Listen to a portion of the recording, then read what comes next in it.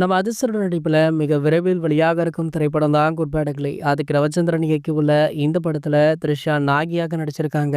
மேலும் பல நட்சத்திரங்கள் இந்த படத்துல நடிச்சிருக்காங்க. அர்ஜுன் தாஸ், பிரசன்னா, சுனில் அப்படின்னு இந்த படத்துல ஒரு நடிகர் பட்டாளமே நடித்திருக்காங்க. அஜித் சாருடைய திரை வாழ்க்கையிலேயே மிகவும் வித்தியாசமான ஒரு படமாக இந்த படம் இருக்கும் அப்படின்னு எதிர்பார்க்கப்படுது. அதற்கு இந்த படத்துடைய இயக்குனரும் இதுவரை படத்துல இருந்து வெளியான அறிவிப்புகளும் தான் காரணம் அப்படின்னு சொல்லலாம். அதுக்கு ரவிச்சந்திரன் கமர்ஷியல் படங்களை இயக்கினாலுமே சற்று வித்தியாசமான சேனல்ல தான் படம் எடுப்பார். கடைசியாக அவர் இயக்கிய மார்க் ஆண்டனி திரைப்படம் ஒரு மிகப்பெரிய வெற்றியா பதிவு பண்ணுச்சு. ஆகையால குட் பேட் அக்லி திரைப்படத்துடைய வசூலும் சரி, பிசினஸுமே சரி வேற லெவல்ல போயிட்டு இருக்கு. படம் ரிலீஸுக்கு முன்பே கிட்டத்தட்ட 400 கோடி வரை வசூலாகி உள்ளதாக செய்திகளுமே கிடைச்சிருக்கு. சோ தற்போது ஒரு மாசான அப்டேட் ஒன்று வெளியாகி சமூக வலைதளங்கள்ல வைரலுமே ஆகிட்டு இருக்கு. அதாவது இந்த படத்தை பிரபல விநியோகஸ்தர்களுக்கு போட்டு காட்டப்பட்டிருக்காம். அதுல உதயநிதி ஸ்டாலின் அவர்களுடைய ரெட் ஜெயின் மூவிஸுமே ஒன்று. சோ உதயநிதி அவர்களுமே இந்த குட் பேட் அக்லி அப்படின்ற திரைப்படத்தை பார்த்திருக்காரு. பார்த்தது மட்டுமல்லாமல் படம் வேற லெவல்ல இருக்கு அப்படின்றதுனால கண்டிப்பாக இந்த படம் தமிழகத்துடைய